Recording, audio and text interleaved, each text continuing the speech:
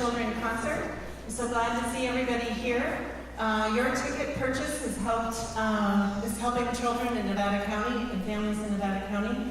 So not only did it get you into this event today, but it's also directly supporting the community. So I want to introduce the Honorable Al Doder, who would like to talk a few minutes about our programs and our agency. He's been with as an advisor to Child Advocates since he retired, and he'd like to share a few comments about the agency. Thanks, Lauren. Thank you. I really just want you to know why I am so grateful that you're here. And it's because sometimes parents can't adequately or appropriately look after their children.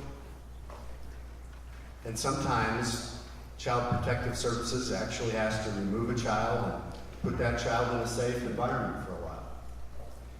Sometimes those parents, even with all the services that can be offered, can't overcome whatever obstacles cause them their problems to begin with. And then a person like myself, a judge, has to actually look those parents in the eye and sometimes say, you're no longer the parent of that child or those children ever again. A devastating thing to have to deal with on so many levels for so many people. Foothill Healthy Babies, Foothill Truckee Healthy Babies, prevents those parents and those children from ever having to come into the system, ever. Foothill Healthy and Truckee Healthy Babies prevents those children from ever suffering abuse or neglect. Early intervention is so critical, it is just everything, and that's what that program does. Now, unfortunately, of course, it's a voluntary program, and not every parent or parents that need it are in it. So sometimes those children come into the system. And when they do, then court-appointed special advocates, CASAs, are appointed to be with those children and with that family. And those people are the eyes and ears of the court system. Those people give people like myself information that helps us decide, can we reunify this family? Or must the child's best interest require that they be given a new, safe environment with another family? It is an enormous responsibility done by fabulous volunteers that do so much to help those of us that have to make that decision. So, for all those reasons and more, I am so grateful that you're here supporting those children, those families, that these young people care enough and that their parents are engaged enough also to provide this kind of afternoon. So I'm grateful to them, to their families, and to all of you for supporting these fabulous programs and this wonderful organization. Thank you very much.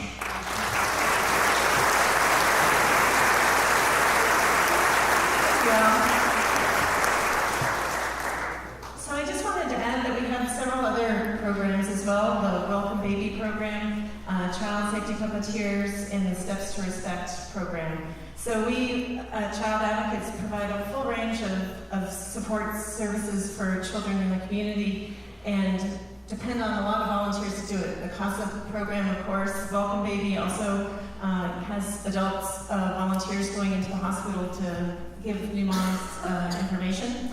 And then our Steps to Respect program, which is an offshoot of the Puppeteers, also trains adults to go into the schools, 4th and 5th grade, to provide curriculum for anti-bullying.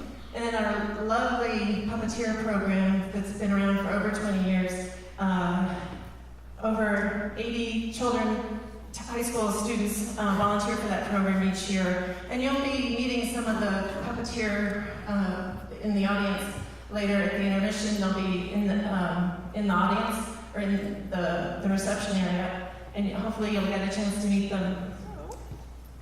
There's one other little addition to our program. So we at Child Advocates are not used to putting on concerts, and we were told that we forgot to put the accompanists in the program, and that is a major big deal to have forgotten them. So we are very fortunate tonight to have two accompanists for some of the musicians. One is Paul Perry, who of course was the original director of Music in the Mountains.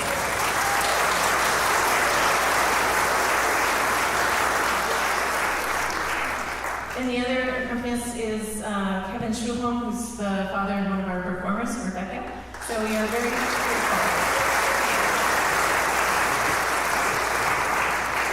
So next year we'll know better. So it's pretty much time for the show. And I just want to thank Melinda Doris and Mark Vance for helping put this together. It's been a pleasure working with both of them. Melinda, of course, is our CASA program manager, and she's the mother of 5 and a musician herself. She's shepherded all her kids, I think, through music lessons and choir and musical endeavors. And of course, Mark Vance, who it's just been a joy to watch with the kids. He really brings out the best in, I think, everybody, but especially in young performers. He, of course, is the education coordinator at Music in the Mountains, and he's also the executive director of the Nevada County Composers Cooperative. And we are just very lucky that he is our MC tonight. And I also want to thank Music in the Mountains for this collaboration that we did here. It's been pretty special. People might wonder how the two groups got together, but there's a natural connection. I think music is really what unites us. We all know that music is good for our soul. It uplifts, it entertains, it heals. It is just a natural connection between our two organizations. And of course, for music to thrive, it needs to be carried on generation to generation, and we all need to nurture that in the young people around us. So, without any further ado, I'm going to turn it over to Mark.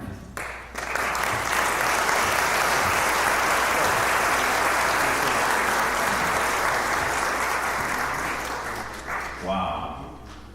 She said all those things. I'm sure that most of them about myself are only half true. But thank you. I really appreciate that.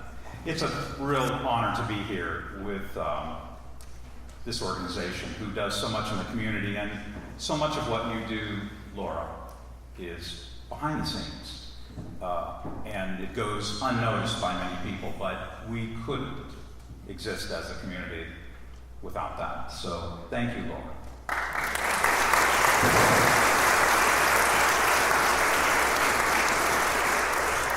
We have a very exciting show for you today. Multimedia, right, Lou? Yeah. We've all kinds of performances today with some of the most talented musicians in the county. Wouldn't you consider yourselves the most talented musicians? See how they are. And I think we've got a little video to show you about ladies and gentlemen, who they are. I play cello. I play the harp. I play the violin or the fiddle. I play both because they're the same instrument. I'm sorry, Dave. I played the clarinet. I chose the violin because a lot of my friends started playing it. I think I picked the trumpet because it was the shiniest. I play the piano. I started playing the alto saxophone. I started playing in 3rd grade. Well, I started playing the piano because we had a piano and my dad had taught our cat to play it. We are experiencing technical difficulties. I just remember when I was really little, I always wanted to play the the silver trumpet. I don't know, I just specifically like the silver trumpet. You might be missing some of the benefits that stereo can provide. Actually, I played trombone because in 4th grade I was going to play the trumpet, but they didn't have enough Rendell trumpets. We tend to joke about stereotypes between instruments like flutes are introverted, trumpets are egotistical. Yeah. The tubas are awesome, tends to be pretty consistent. Percussionists are rowdy. I can attest to that. As pianists, for example, at least in the classical world, they're the kind of people that go and lock themselves in the practice room for hours. I could say something awfully nasty about string players, but I won't. Well, first of all, let's admit one thing, Janet. My second choice was the clarinet, but thankfully my mom saved me from choosing that instrument. I guess she maybe knew about all the squeaking noises that come from that. And the personality of the instrument sort of reflects the personality of the person. Yeah. In 4th grade, we had to choose either a violin, a clarinet, or a flute. And I got confused between the clarinet and the flute, and so I chose the flute. Mellophones are mellow. Tubas tend to be like the group of people who just go out and party all day. And last year, when I was in 5th grade, I started playing piano. In band, it feels like a giant family. Yeah. Then we had another elective class, and I chose to try playing the trumpet. And my mom, she said, oh, you know, you should try another brass instrument. And so she suggested trombone, and I was like, okay.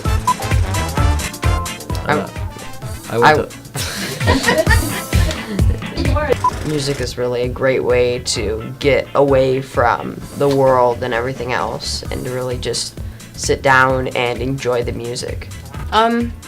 Taco Bell is an interest of mine. Right now, I am involved with speech and debate and mock trial. Court is adjourned and will reconvene tomorrow morning at 10. Actually, yeah, my end goal is to become a prosecution lawyer. I really, really like history. My dream is to spend a year on the International Space Station. I was thinking, would the trumpet come with me? Would I have to construct one up there? I don't know how that would work. I really like science. Nomenclature. Chemistry. You are sodium fine. What? Chemistry jokes. I also am part of a robotics team, and this is my first year, but I'm really excited to get to build something with my hands. Give my creation life! Music is really a universal language. Like wherever you go in the world, you can make connections right away. Music is really a beautiful thing, and it's really amazing what it can do for people.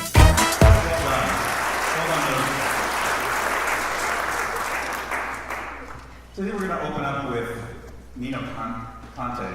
He's a fabulous young violinist, even though he's talking about flute playing and clarinet playing and maybe the mix-up between flute and clarinet. We'll talk about that later, okay, right? But piano and trumpet, but he's decided to stick to violin today. Yeah, come on up. You gonna tell us what you're gonna play? So today I'm going to be playing, my first piece is going to be Two Grenadiers by Robert Schumann, and then I'm going to be playing Das Extra Bach. Thank you very much. Paul's here.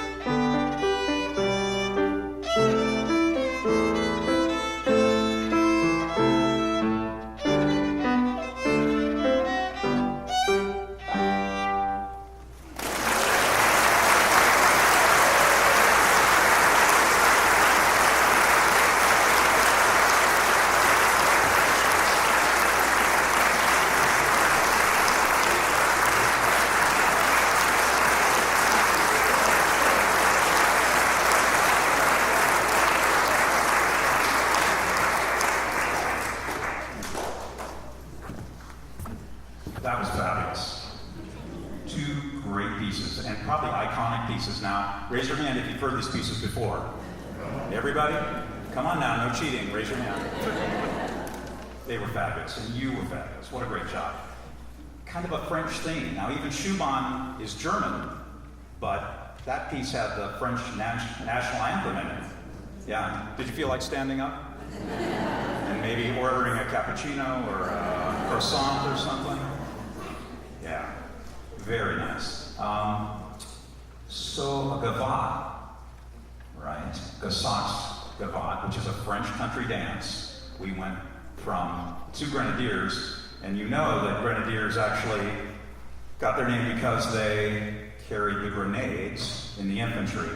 So we went from a French country dance, well, two grenadiers, two grenades, to French country dancing.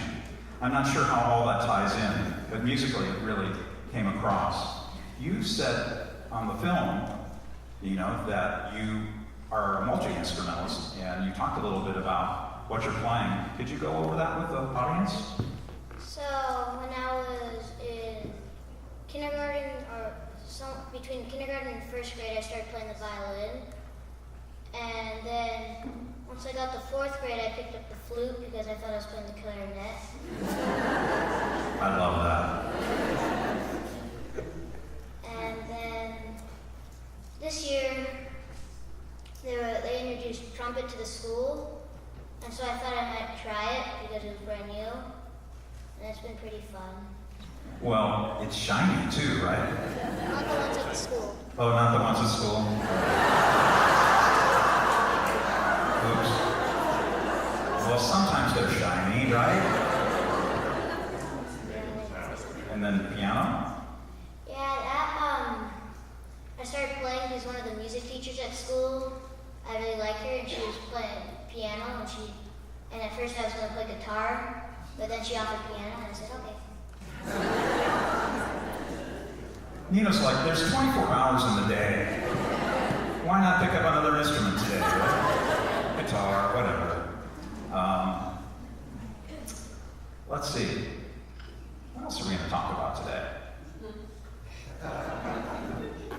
Maybe the fact that you've stuck with violin, and you're what grade now? 6th.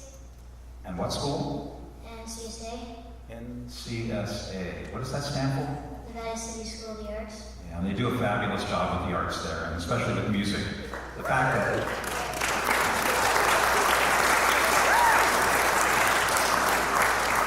it's so important that we have schools like that here, encouraging very talented young musicians like yourself to play. Well, thank you very much for today.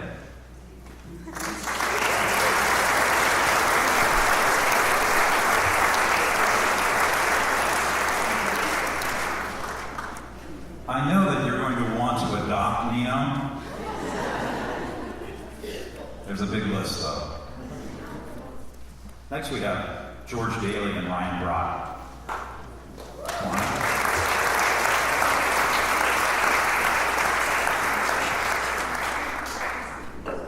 Guys, what are you going to be playing today? We'll be playing the final and third and final movement of the Sonata for Four Hands by Francis Poulenc. Thank you.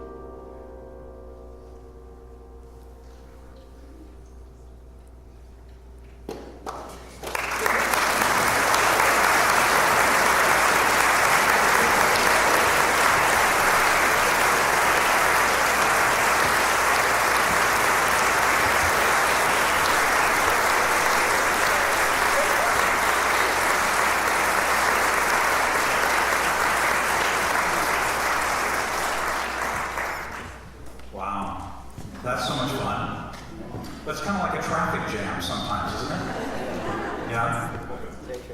Tell us a little bit about playing a duet. What's that like, piano duet, where it's pretty crowded up there?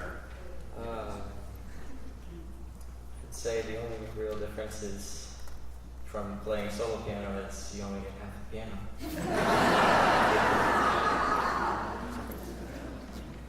Well, sometimes things get a little mixed up. I mean, there's a couple times where the hands kind of overlap, and one part where they fully cross. I have to come over. And so it's challenging sometimes, but it's also a lot of fun. Well, it was a gorgeous piece. I love Poulenc, one of my very favorite composers. French composer, born just before the turn of the century and lived to 1960, something like that, 1963, I think. I totally like that. When you reach across, you say, is there some sort of verbal command coming through? No, not really. Just slam down. Yeah. You're just like, watch out, here I come. Okay, that's great. Age and grade? 15, sophomore. And you? And you. And? I am 14, and I'm a freshman, also at Nevada Union. Wow, they're lucky to have you guys.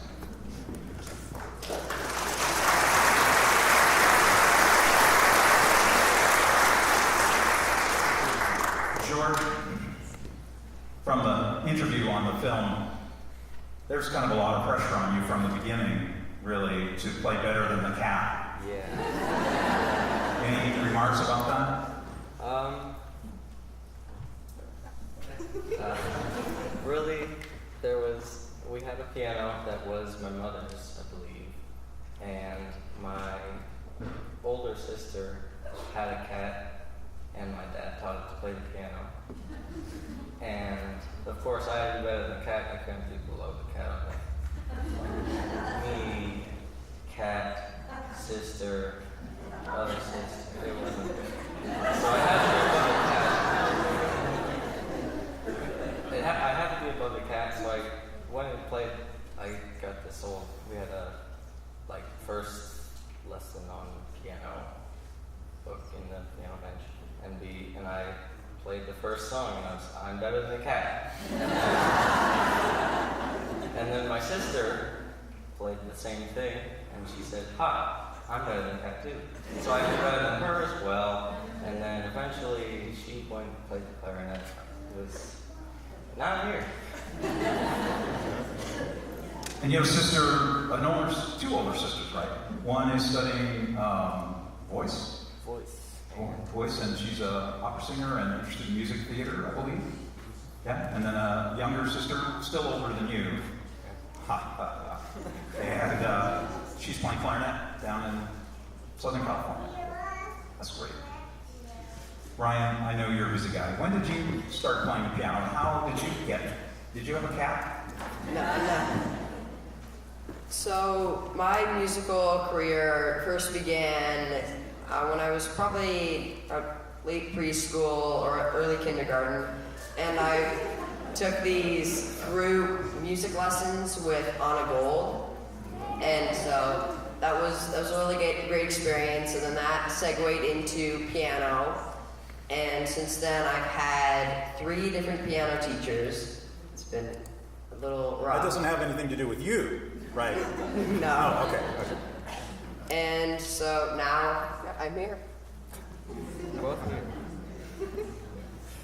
I love the Poulenc. Do either of you experience any stage fright when you play, when you get up in front of an audience? I'm seeing a little shaking there. How about you, Ryan? A little bit, yeah. Yeah? We have a little clip to roll around that. When I'm performing, I've gotten to the point where I'm always nervous right before I get on stage. At first, I walk out and I'd be like, oh, people. I never really had a problem with stage fright. Everything in your head gets pushed back. Hello! I just get my stomach just kind of butterflies a little bit. Your stomach, gut kind of wrenches up into your throat. When I first started playing, I would get really mad. Mr. McGee, don't make me angry. Oh my god. I would get so mad. When I think about it, yes. I can not think about it for a while and just kind of go with the flow and be on stage and think, oh, this is fun. Well, a lot of people say one of the really good things is to imagine the audience naked. I've never done that.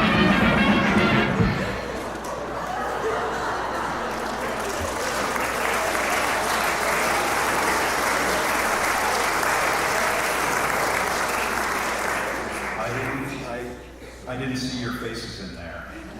No, because you guys are like consummate performers, right? Every morning you get up and you say, bring it on, all the world's a stage. I can't wait to play. Sure. Thank you very much. Please give them up.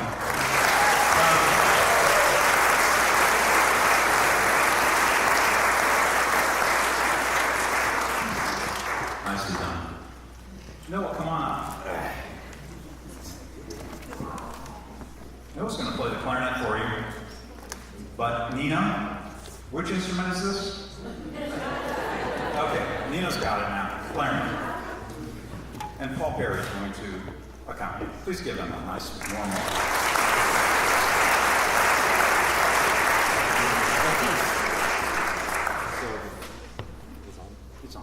So before I start, I'd like to introduce my piece. It is the Allegretto Fantasia by Sextus Miscau. And like you said, I'll be being accompanied by Paul Perry. Keep it.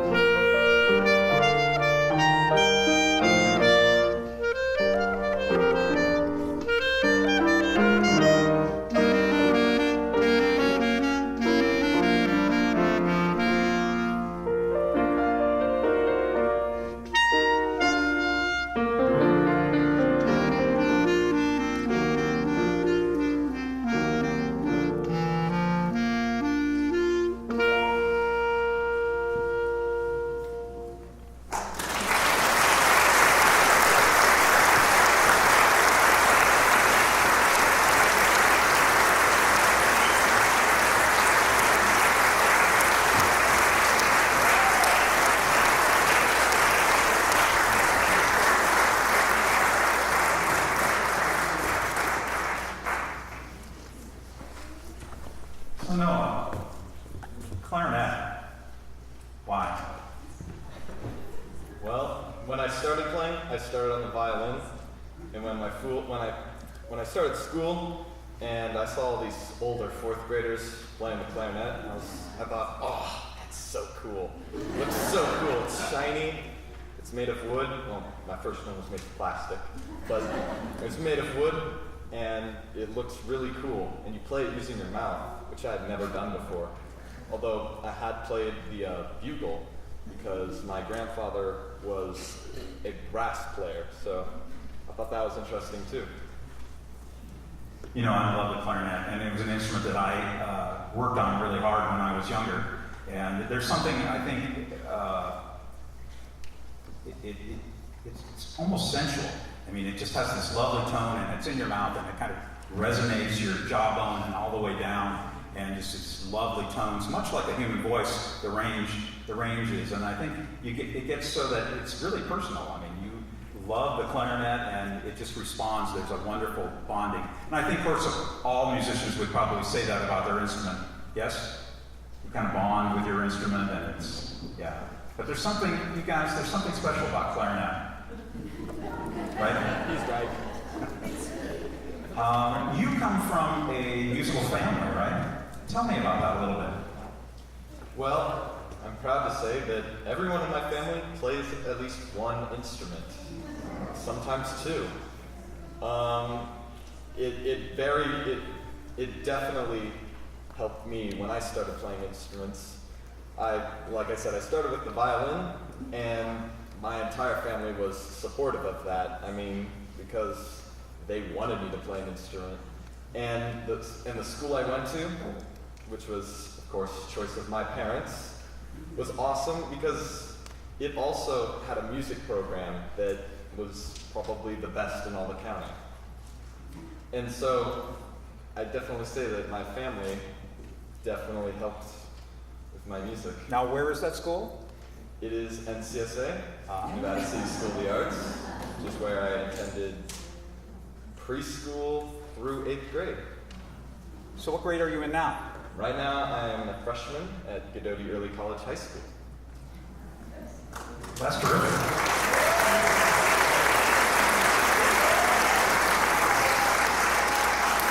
So, another quick question. You come from a musical family, and sometimes there's no escaping that. And even if you want to be something else, whatever that is going to be, there's no escaping it. But you're toying with the idea, yeah? Yeah, I'd say I am, yeah. Okay, and what is it? Well, so I can definitely see instruments and music and all that following me for the rest of my life. But I also like working with technology and other things. And I can see them both working together. And I'm going to try that out. So a career in technology, maybe computers? Yes. Yeah. Well, good. You're still a freshman, so we have at least 3 more years of some really fine clarinet playing, a little bit better every year. Thanks so much for playing the Me Scout. And let's move on. Thank you.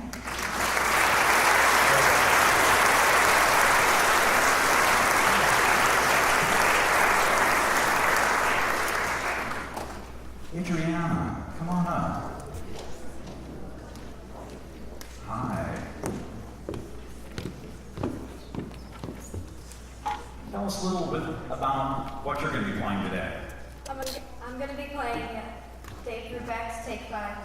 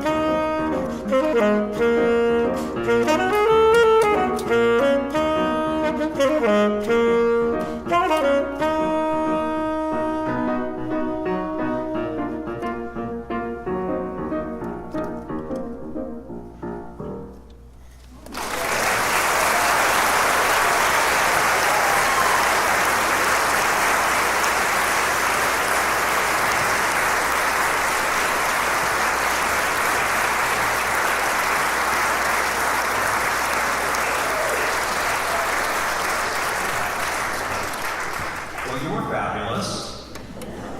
And you look fabulous too. I mean, alto saxophone player dressed in a green, beautiful dress, don't you think? I mean, well done. You know, that's one of my favorite pieces all time. Take 5, Dave Brubeck. Pretty innovative at the time, 5'4". Dave was attending the College of the Pacific before it was the University of Pacific. He was born in Concord, California. I love that, here in Concord, California. Native boy, California. Experimenting with jazz, lots of alternative time signatures, and that was, I mean, that piece is iconic. Who doesn't know that piece? Okay, but you're only 3. Now you do. Now you do know that piece. When did you start playing saxophone? I started playing the saxophone in 3rd grade. Where? In New York at my old school. We started really early there. So you flew to New York to play saxophone and then came back on the weekends, or were you living there? I was living there. I only moved here about over a year ago. Well, welcome to California. I think we're lucky to have you.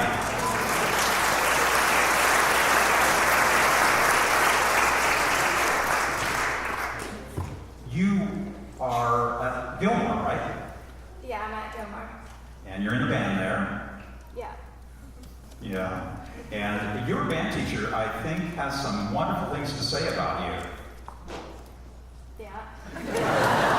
Well, let's find out. You know, Adriana Martiniago has been in our program for 2 years. She came to us from upstate New York, where she started a band in 3rd grade. She started playing the alto sax right away. So she's had a lot of experience. And when she came to us, she's a real quiet gal, real shy, and it took a while to get her to come out of her shell, and I realized that this girl has just got so much talent, and she's got so much passion for playing the saxophone. She's inspired other kids in our band program to exceed. She quietly does that. You know, she's not overt about it, but she really has a passion for playing the saxophone. Adriana is a very special student. I'm really going to look for her in several years to be on a recording label somewhere. I really think she's going to make it.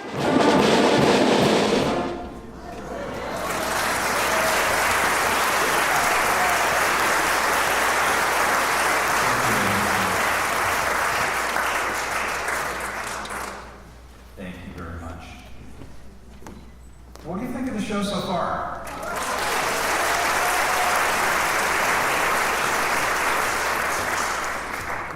I don't know why they have this old guy emceeing. Kind of embarrassing, really, when you're surrounded by such beautiful kids and really talented kids. What do we have next here? Nino, this is a little question for you. What are these guys playing? He looks at the program. Come on. Alec and Braden, please give them a welcome.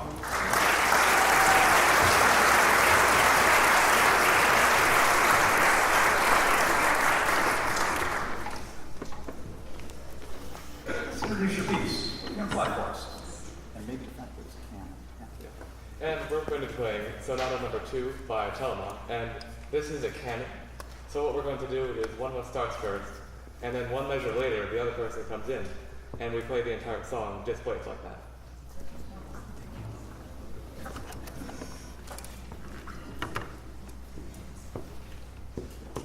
Okay.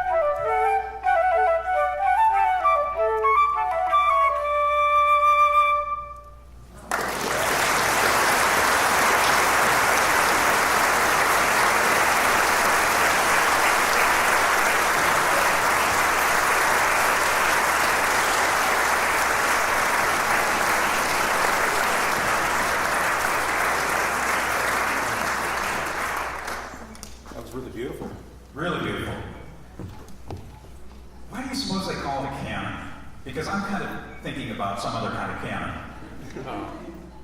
Maybe in theory it's supposed to go boom. I think you did go boom with that piece. That was great. It was lovely. You know, Telemann lived during the Baroque era. He was probably one of the most prolific composers ever, writing over 3,000 pieces. That's a lot of music. So he's still alive today. No, wait, no, he's not still alive today. You're a drum major, and you. Tell us a little bit about that and what that's like.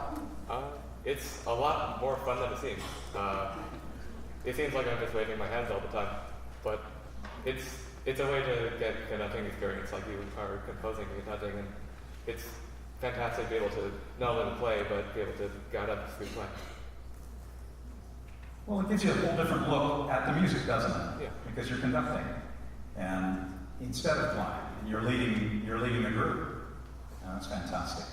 Brady, you've got a little story about, or maybe a big story, about starting flute. Can you tell us a little bit about it? So I started playing the flute in, I believe, 5th grade in New Jersey, actually. I lived there for 6 or 7 years.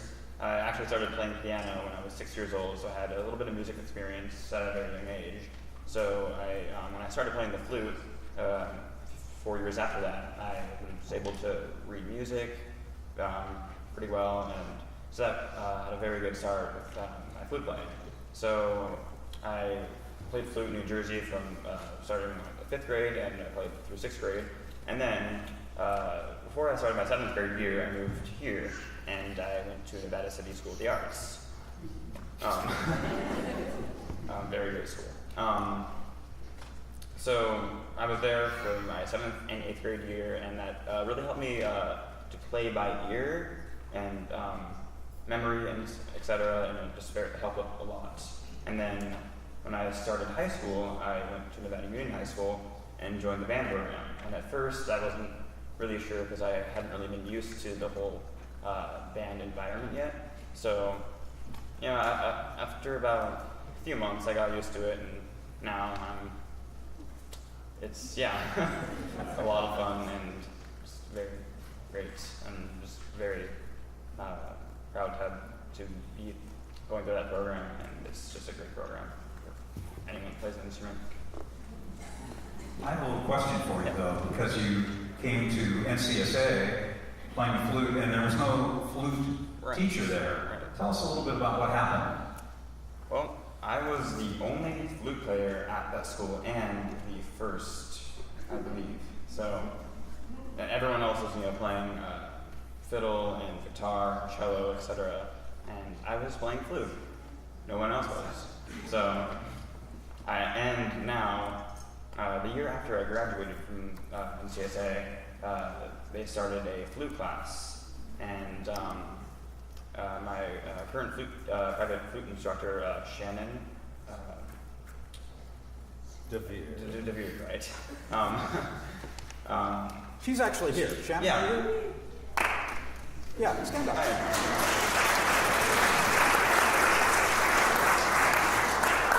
You can take a little credit. It's good. So, I just lost my train of thought. So now there's a whole flute department. Yes, there is I believe 24 flute players between 4th and 8th grade at that school, and I believe it all started with me, and I'm very, very proud to have started the foundation of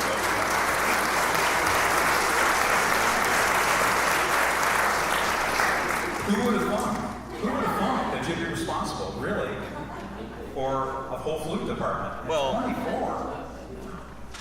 It wouldn't have been possible without the music instructors at NCSA. Music instructors at NCSA. They definitely. True. Are there any other music instructors from NCSA? Oh, Heather's here. Heather, stand up.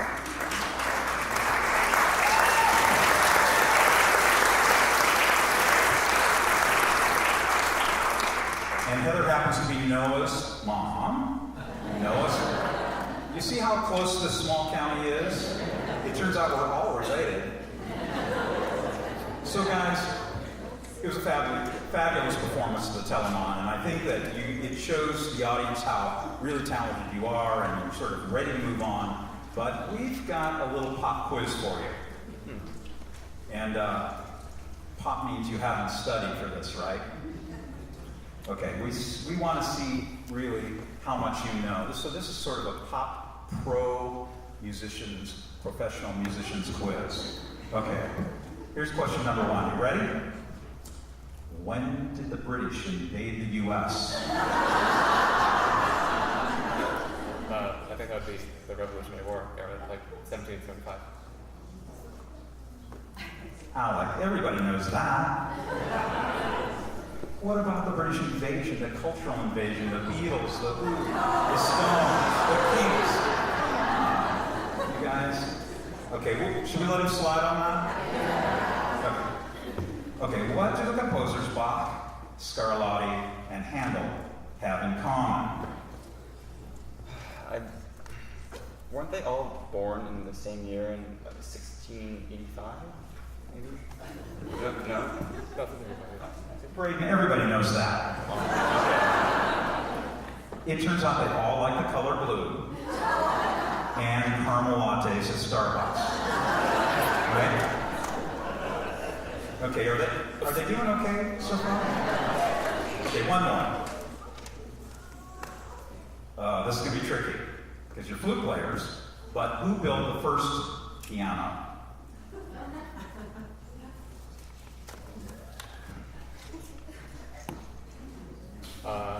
Bartholomew Christopher in 1772, Medici Court. Duh! Everybody knows that. Come on, I'm going for Billy Joel, Piano Man. Right? You guys are fabulous.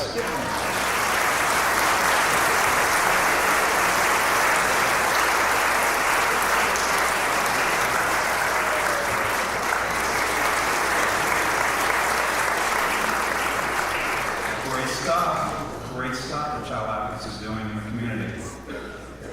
We have 3 sisters, sort of, huh? Come on up. Tell us a little bit about, there. Tell us a little bit about what you're going to play today.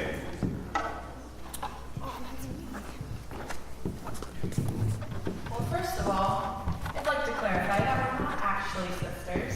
We're the string sisters. Today we're going to be playing a Finnish tune called Return to Helsinki. You've never ever heard it before, I can guarantee that. And the second tune is a Norwegian tune. Enjoy.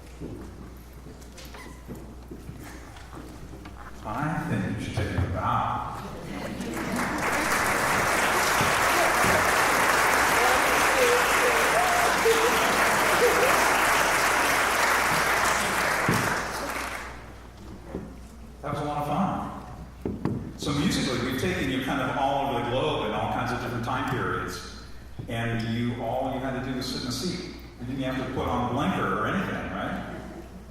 Can you tell us a little bit about that piece and why you've chosen that music? So both of these pieces we learned by ear. First one is a Finnish piece that we learned from a wonderful Finnish fiddler, and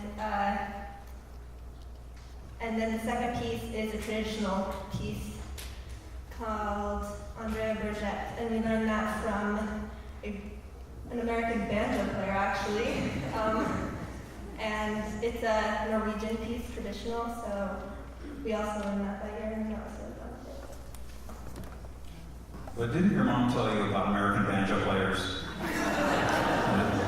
that girls like you need to be careful, right? No, that was beautiful. Great job. Tell us a little bit about why you're playing the instruments you're playing. Want to start, Delphine? So for some reason, when I was really little, I don't know how this started, but I got into my head that I really, really wanted to play the harp. I don't know why, I don't know how, maybe I saw somebody playing the harp, but I always wanted to play the harp. And I started actually playing the fiddle at Alistair Fraser's CR Fiddle Camp because they didn't have harp lessons. And then I had to play 2 years of piano before I got to play the harp. But finally, I got to play the harp, which has been really amazing, even though I do have to tune 36 strings before I play it. But, so I've been playing for about 6 years. I started playing cello in 7th grade at Nevada City School of the Arts. Yeah.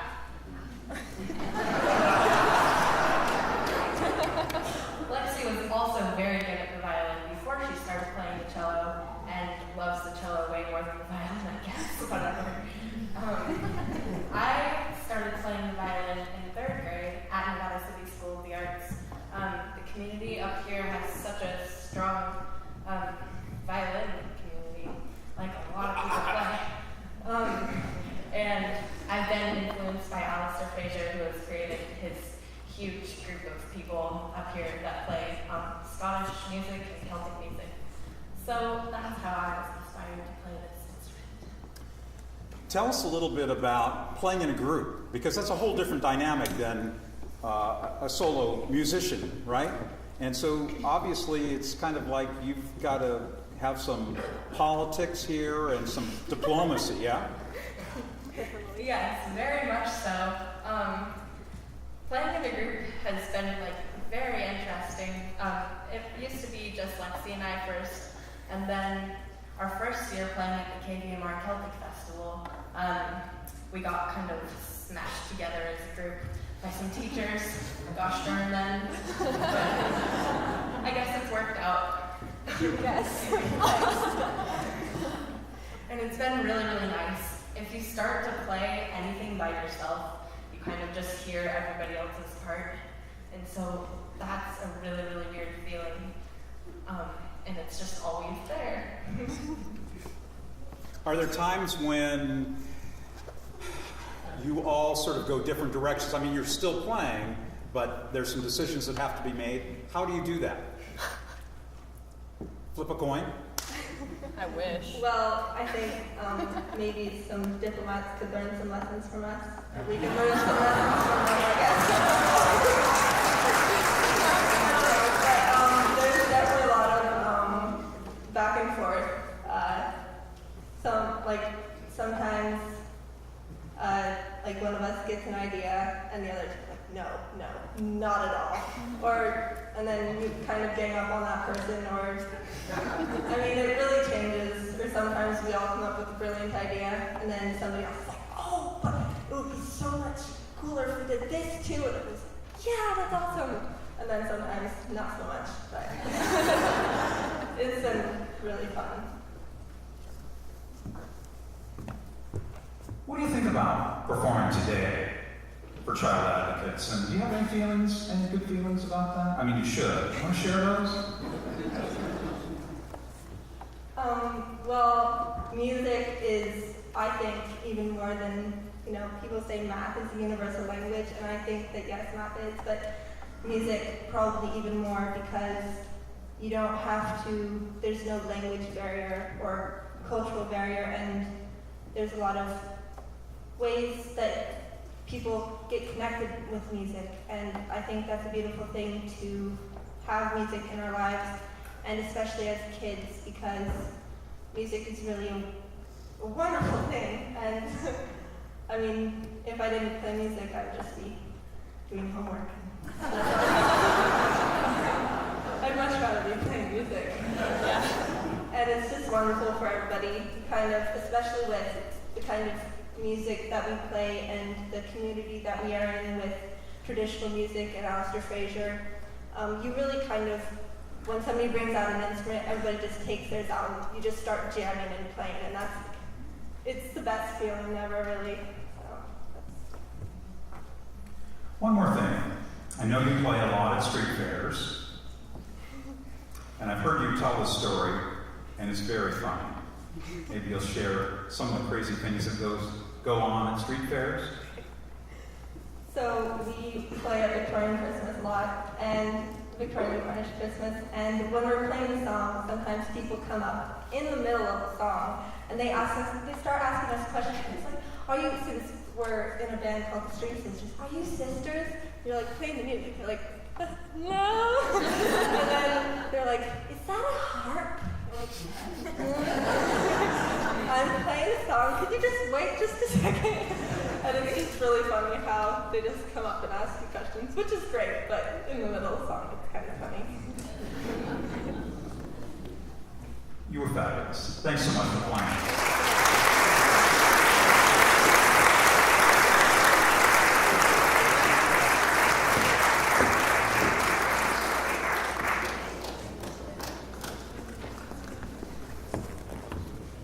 Round of applause for our stagehands today.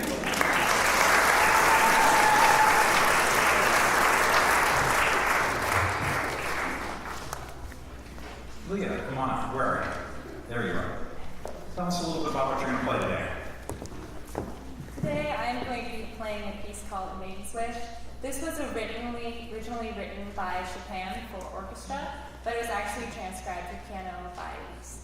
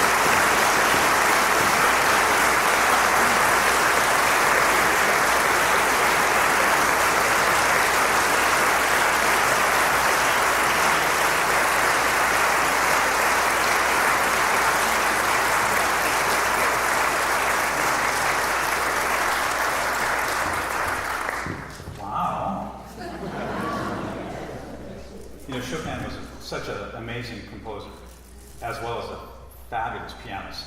But then to have somebody like Liszka later, who was a total virtuoso and really a show-off, and take Chopin's work, which is already incredible, and then make it really flashy like that, it's amazing. And you played the heck out of that. Very nicely done.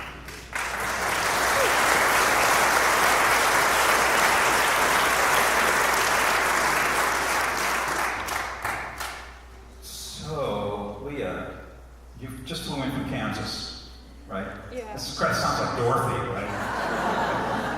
Click your heels 3 times. Okay, here you are back in Nevada City.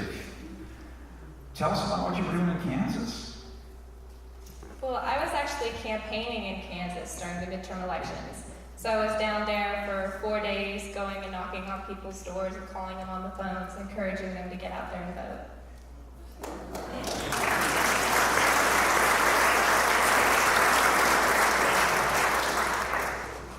That's big kid stuff. How old are you? I'm 16. Oh, you are a big kid. That's exciting.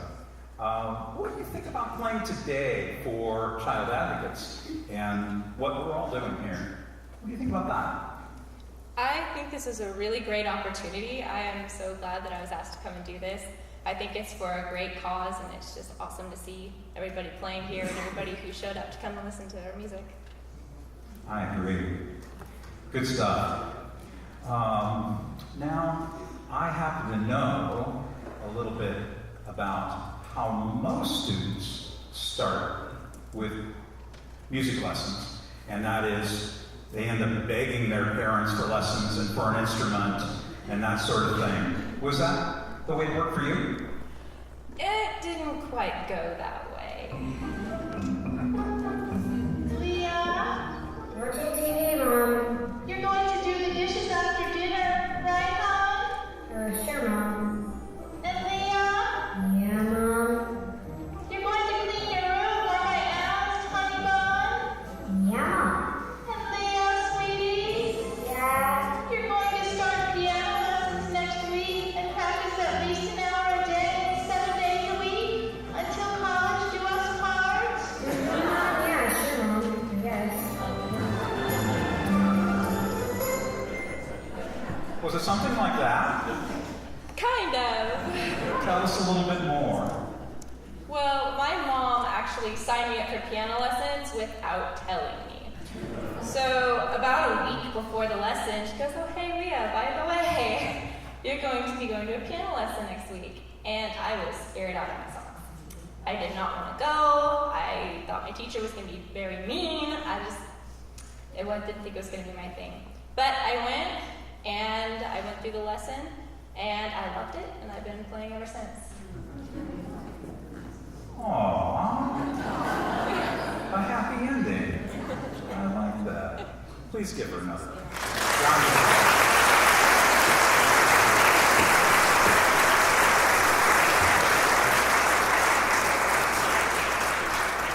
Rebecca. Hi. Now, you're going to tell us a little bit about what you're going to play. Sure, I could do that. But I've also heard that you're kind of superstitious. Am I? And you usually, this is what I hear, have a pair of lucky socks that you wear. But, of course, you're dressed up today and you can't really wear socks. So, Noah, would you grab that little, bring it up here, please. Apparently, it's not socially acceptable. So we have some lucky socks for you here. Thank you. Just your color. Thank for you. pretty much every color. And I think they're going to be lucky. Tell us what you're going to play with those lucky socks today. I am playing the majority of the Concerto for Trumpet by Alexander Arutunian, and Mark was talking about music from all over the world, and this guy is Armenian, so. We get to take a trip to Armenia now. And you got the right socks. Want me to hold this for you? Yeah, it might be kind of cold. Okay.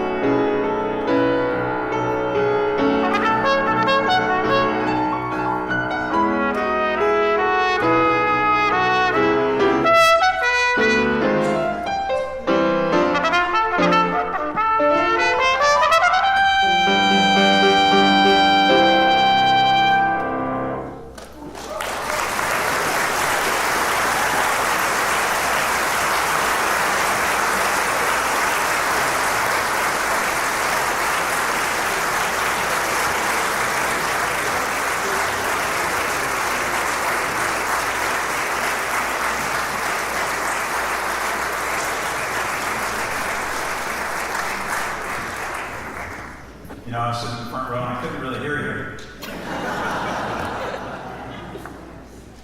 Really nice job. Thank you. Fabulous. And that was your dad playing the piano. Yeah. Sorry, Dad. I forgot to introduce you. It's Kevin Schuler on the piano.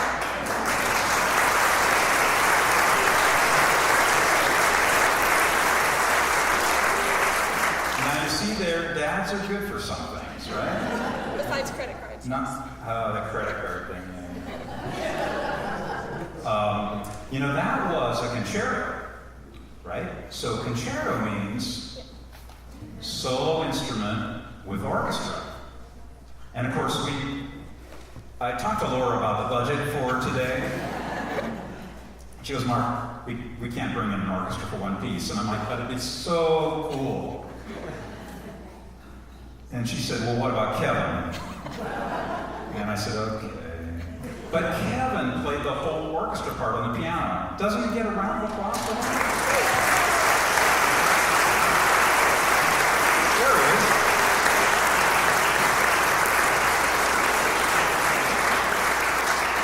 You totally rocked. Nice job. You play trumpet, and that's kind of an unusual female instrument. Is it? Is it male or female? How do we find out?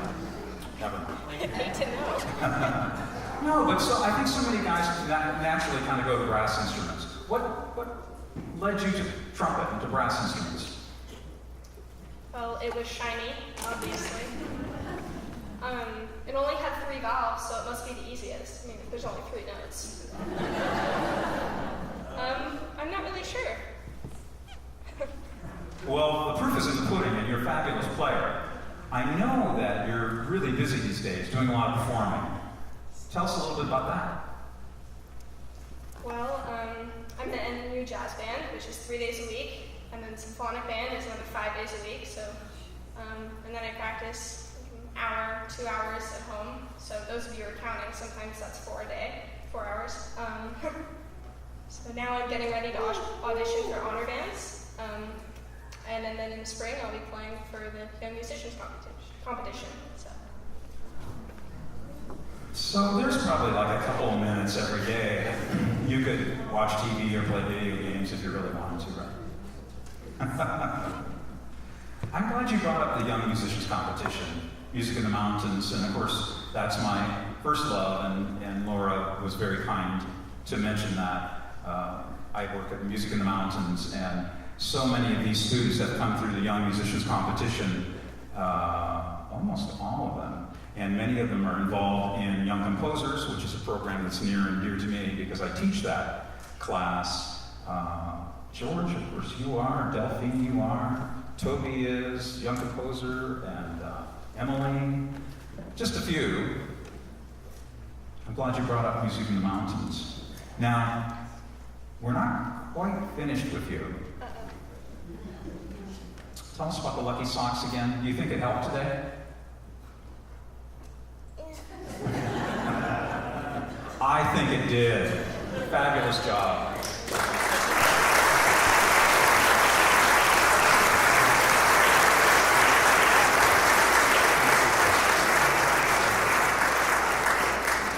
Elliot, come on up.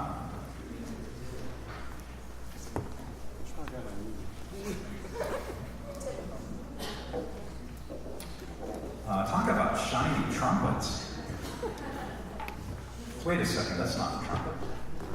Tell us a little bit about what you're going to play, Elliot. I will be playing a song called Morceau Symphonique by Alexandre Germois. It's a French piece which translated just means symphonic piece. And although the title is not very creative, I can assure you the music is. Thank you.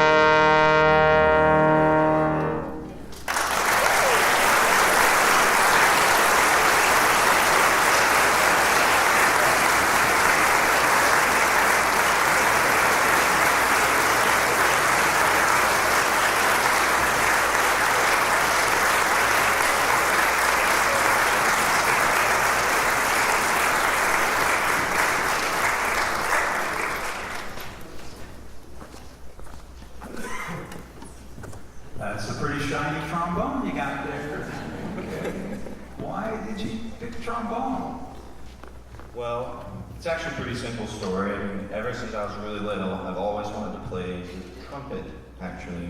And in 4th grade at Hennessy School, when I could first join band, of course I was going to play the trumpet, but they didn't have any more rental trumpets. And my second choice was the clarinet, but my very wise and very beautiful mother told me, Elliot, you need to play a brass instrument. So she suggested that I take up the trombone instead of the clarinet, and I did, and I never put it down.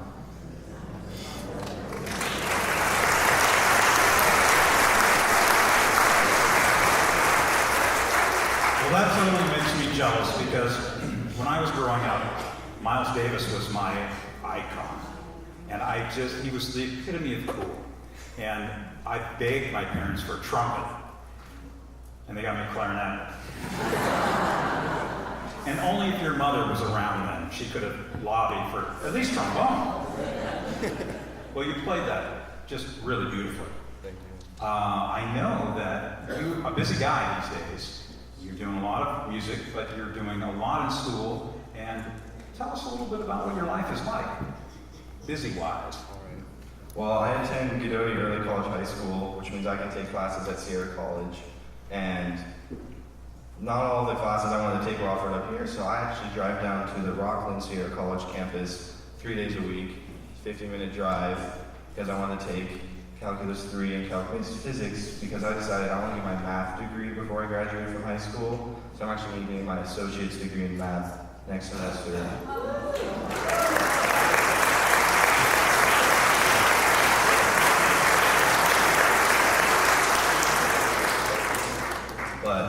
So it does make it hard to stay really involved in music, but I try as hard as I can to make time to practice as often as I can. Yeah, so you like have 1 minute a day for video games, right? And you've really perfected texting in that 30 seconds. Yeah, good. No, so you're really busy and you're focused and you're working on your math and physics. I totally love that because I think that music is so connected with math, science, and that whole thing. What are you planning on doing now once you graduate from high school, early college? Well, I'm planning on going to a four-year university straight out of high school, and I'm going to be majoring in engineering, but really I'm only applying to colleges that also have band programs because I definitely plan on being involved in at least 2 bands in college, probably jazz and symphonic bands. And it's just something I'm not going to quit trombone, even though I'm not majoring in music. It's still going to be a really big part of my life. And I like the fact that you mentioned that because this is what education is all about. Just because you're educated musically and you're doing a lot of performing, that doesn't mean that you're necessarily going on to be a professional musician. It's all about your education and the fact that you're a bigger person from having that experience. And obviously, you are. Yeah. Tell us a little bit about what you're thinking about college. Where are you going to go? My number one choice is definitely Stanford, which is a long shot for almost anyone. But my other top schools are Cal Poly and USC, which are all really good engineering schools that also have strong band programs as well, which is perfect for me. Yeah, who hasn't heard of the Stanford Band, right? They've got a little reputation.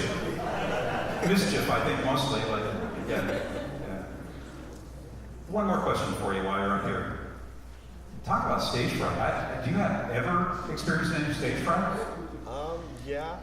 That wasn't my question, but I guess that was a question. You seem so comfortable in front of the audience. That's really nice. What do you think about playing today for Child Advocates, and what a special opportunity that might be for everybody here? Well, when you first asked me to perform this, I didn't have any idea what Child Advocates was, but I'm always up for a new opportunity to play music, and when I found out how amazing this program is and how many people it helps, it just made me that much more motivated to play in this program, and it's been really exciting, and I definitely wish I could do this again next year, but I'll probably be gone, so I don't know. Do you think we can Skype him in from Stanford? Okay, nice to meet you.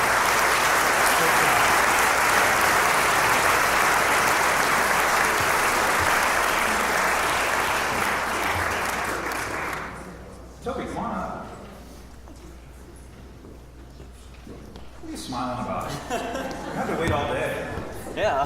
Tell us a little bit about what you're going to play. Well, I will be playing the second movement of a Beethoven sonata, Opus 31, number 3. This piece is a riot. It's just been great for me. Quite honestly, it's Beethoven in a good mood, and that doesn't happen very often. And just, it's so comedic. So just listen for the comedy in it. Thank you.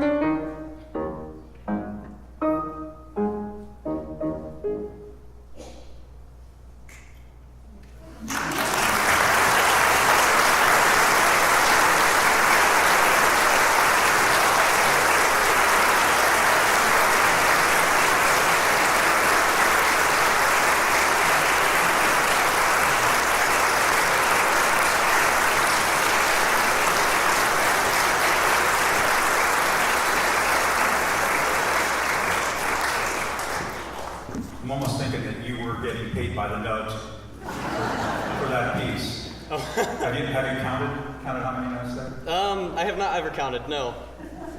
Yeah, I stopped around 9,000. Pretty impressive. You know, what a nice day, and what a fabulous piece to end on. I mean, Beethoven is really so iconic in the music world, and to finish with a Beethoven piece, I think, is always a nice thing to do.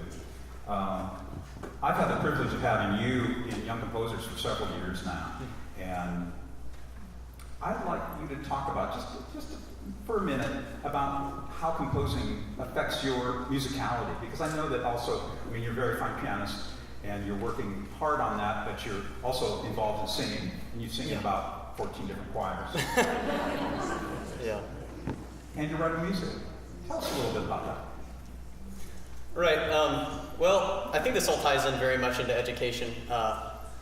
For me, music is, affected. It is internal language, and anything you do outside of music, anything that can kind of get you thinking about things is going to affect the playing, and vice versa.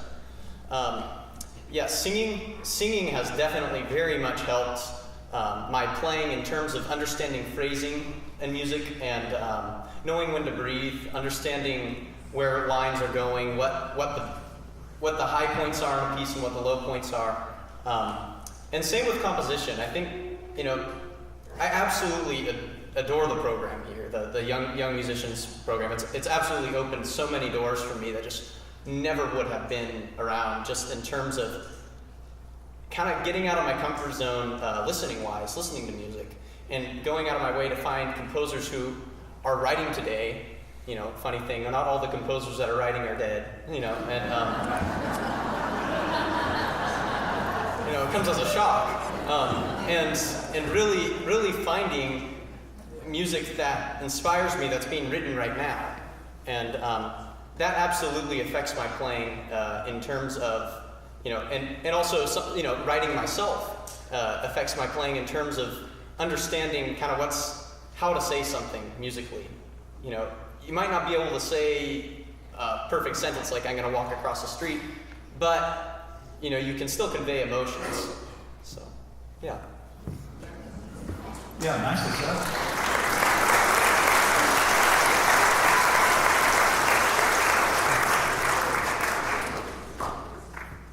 You're a busy guy, and we've actually had sit-downs together at lessons sometimes where I look at him and I go, "Toby, you're too busy. You're not able to handle all the things that you've signed up." Is that your dad laughing? Yeah. He knows. He actually paid me $1 to bring this up. That's $5 now, right? How do you find time to do all these things? I'm pretty good at winging stuff. I think that's you learn how to just sort of like throw yourself into the mix and just kind of jump head first into things. I think the hardest thing finding time for is just really finding time to sit down and practice music, because amidst schoolwork and singing in choirs and performing and being in drama and all these outside things, just understanding that my priorities are not that in my life. It's like the other things you need to be kind of as efficient as possible whenever I'm working on them.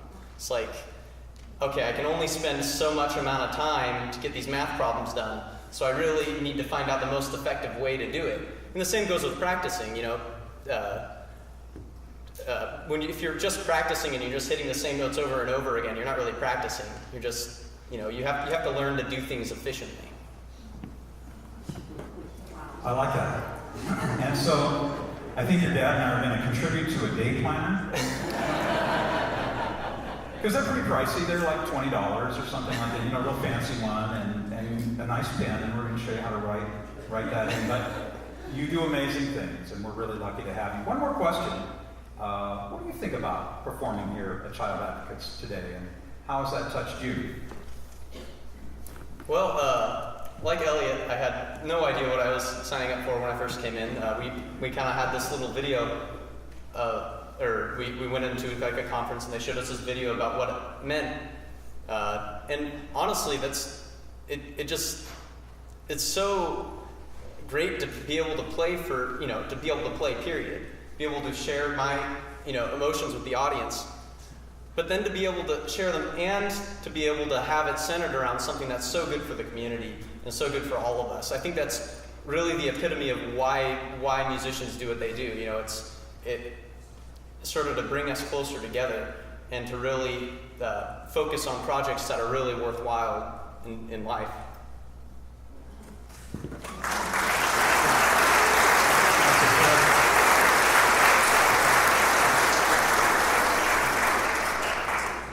Thank you, Toby. But stay here. I'd like all the rest of the musicians to come back up and take a bow.